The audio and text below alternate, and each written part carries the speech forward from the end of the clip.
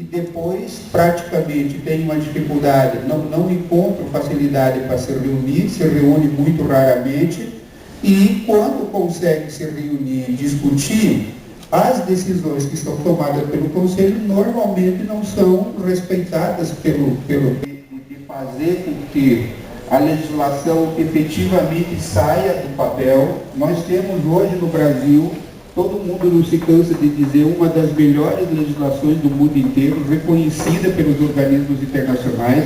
A Lei Brasileira de Inclusão representa um avanço significativo, só que nós não estamos conseguindo traduzir isso em ações concretas, principalmente aquelas ações com efeitos concretos na vida das pessoas e, sobretudo, aquelas pessoas com deficiência que vivem nos lugares mais afastados, seja dentro do município, seja dentro de um estado, né? Então, assim, a gente tem, do ponto de vista da legislação, uma lei muito bonita, elogiada pelo mundo inteiro, temos direitos humanos garantidos, mas a gente não está conseguindo traduzir isso em ação concreta. É claro que aquilo que o Alcides comentou, né, hoje você pegar o SUS distribuindo cadeira motorizada é um avanço? Claro que é um avanço. Mas isso é muito pouco perto das demandas que a gente tem, né? Você conseguir hoje 5, 6, 7, 8, 15, 20 cadeiras, né? Perto da quantidade de demandas que a gente tem, quer dizer, é um avanço, mas muita coisa ainda precisa andar. Então eu acho assim, que as conferências, as pré-conferências e as conferências, elas devem ter também espaço de reflexão para a gente avaliar até que ponto a nossa organização de pessoas com deficiência está conseguindo avançar do ponto de vista de se fazer representar diante dos órgãos gestores também e com força política para fazer com que, através do poder de pressão política, a gente consiga avançar um pouco mais rápido na concretização desse direito. Então, essa reflexão eu acredito que a gente precisa fazer, sobretudo nós, pessoas com deficiência. Por quê?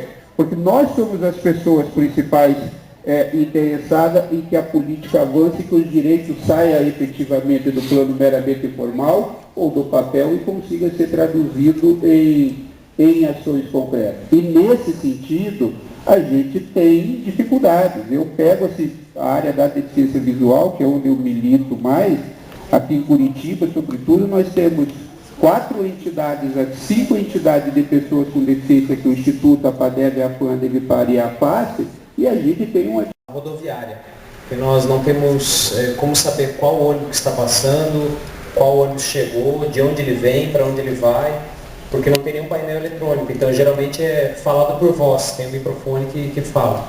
Então já aconteceu isso de a gente se atrasar ou perder o ônibus por não saber.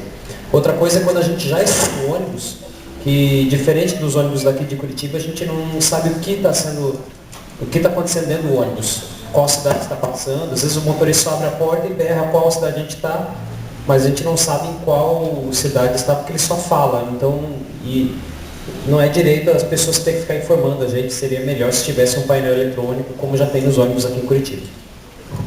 Assim como tem, por exemplo, no Ligeirinho, quando a gente entra, já tem aquele painel dizendo quais terminais, quais pontos de ônibus a gente está passando, e isso é de grande ajuda para nós surdos.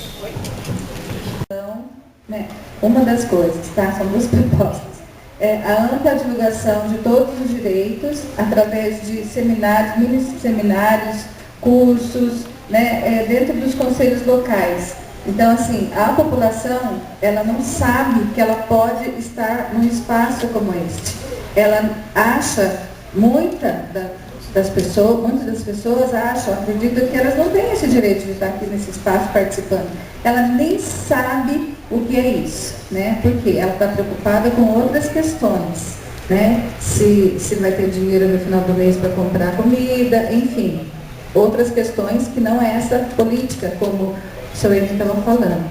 Só que, como que a gente faz para poder levar essa informação para as pessoas, né, nos bairros, nas vilas, enfim, através da ampla divulgação, é como se fosse assim, um choque de informação, né? No mês, ou na semana, até nos dias assim, que antecedem essas conferências, essas pré-conferências. Porque para mim o mais importante de tudo, assim, o início de tudo, realmente são as pré-conferências. Porque é onde a população grita aquela necessidade que ela está vivendo lá no dia a dia, em casa, no teu bairro, na unidade de saúde, que é da referência, enfim. A pessoa, a gente tem que levar para ela essa informação que toda demanda que aparecer na vida daquela família, ela pode estar aqui gritando.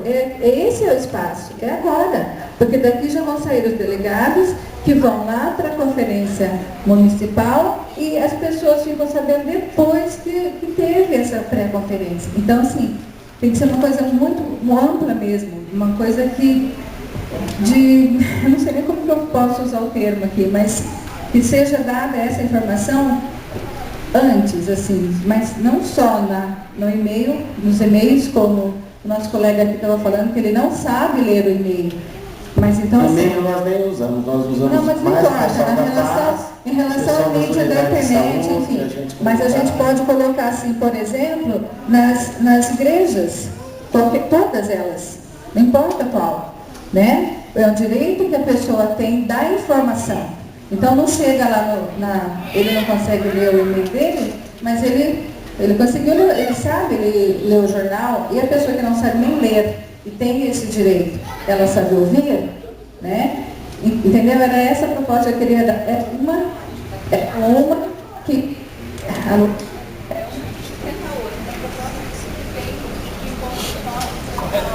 Muito obrigado, viu? Mais alguém?